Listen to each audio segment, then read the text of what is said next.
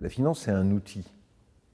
Et c'est un peu comme l'eau. L'eau, si vous la laissez sans contrôle, ça dévaste les champs, ça dévaste tout, ça inonde, c'est absolument inutile. Si vous l'encadrez, vous pouvez faire tourner des moulins, vous pouvez déplacer des matières premières.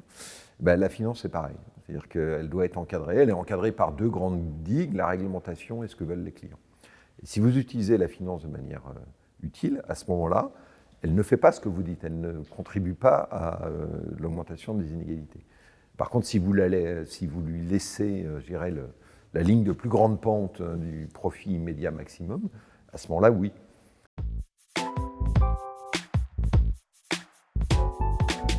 Les États ont un levier extraordinaire qui est la réglementation. La réglementation fait beaucoup. Je vais vous prendre un exemple. La COP21 qui impose de calculer l'empreinte carbone des investisseurs qui sont suffisamment importants.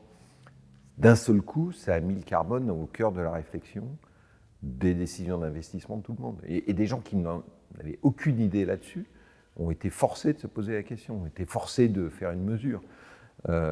Donc la réglementation en orientant en fait les actions du secteur privé est très importante.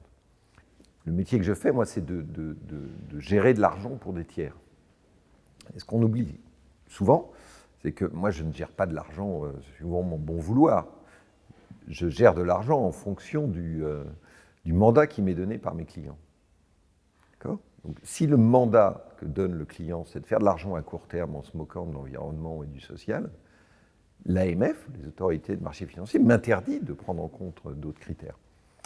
Donc en fait, il y a aussi une responsabilité collective qui est d'orienter les flux d'épargne, on a vu qu'avec le Covid, il y a eu beaucoup d'épargne qui a été faite, vers des investissements vertueux.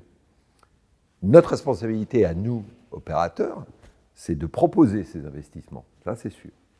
Si on ne les propose pas, les gens ne peuvent pas les choisir. Mais quand on les propose, il y a une vraie responsabilité collective qui est de dire aux financiers, investissez sur des choses qui ont un impact social, un impact environnemental, parce qu'on vous le demande.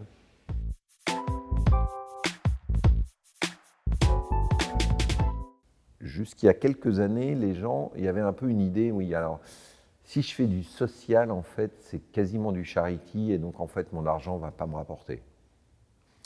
Et je crois que ça, ce n'est plus vrai. C'est même l'inverse. C'est-à-dire que vous pouvez même dire que si vous investissez dans des entreprises qui ont des comportements vertueux, elles auront un développement plus durable et elles devraient avoir une performance financière supérieure aux autres. Donc en fait, vous réconciliez deux choses, qui est d'avoir de l'impact social, environnemental, et d'avoir un retour financier adéquat. Aujourd'hui, l'essentiel des grands investisseurs, les fonds de pension, qui agissent pour le compte de tout le monde, prennent en compte les critères sociaux, de gouvernance, de parité homme-femme et environnementaux dans leurs décisions d'investissement. Et vous avez une chose qu'on apprend quand on a fait un peu de mathématiques, le marché financier, c'est un problème d'équilibre, c'est des acheteurs et des vendeurs. Et quand vous avez plus de 20% des acheteurs qui prennent en compte un critère dans une décision d'investissement, ça devient dominant. Et on est arrivé à ce point-là. On a plus de 20% de la masse d'actifs mondiale qui utilisent ces critères. Donc moi, je crois qu'on va avoir une accélération.